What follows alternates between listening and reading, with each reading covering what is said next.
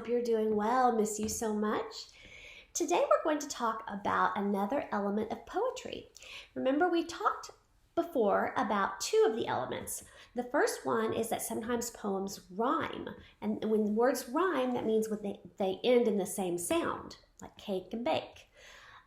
Then another element of poetry that I told you about was called rhythm.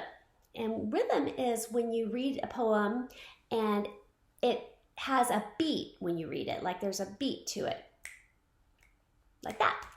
So some poems have rhythm, some poems have rhyme. They don't all have rhythm and they don't all have rhyme.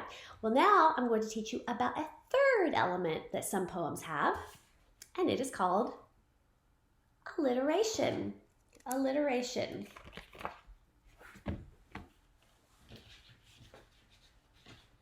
So now we have rhyme, rhythm, and alliteration.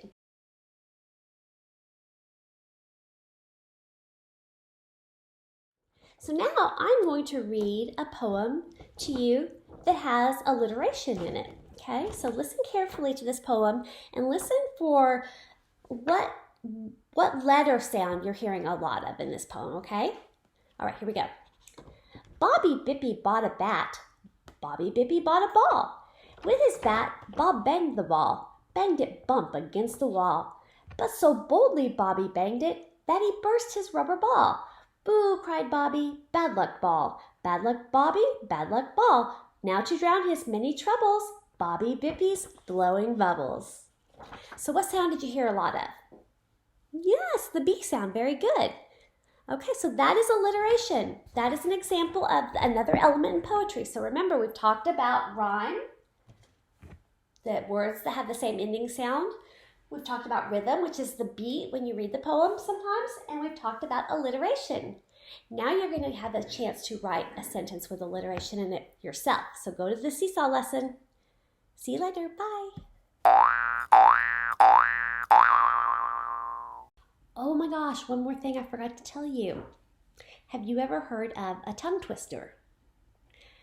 Well, I'll give you an example.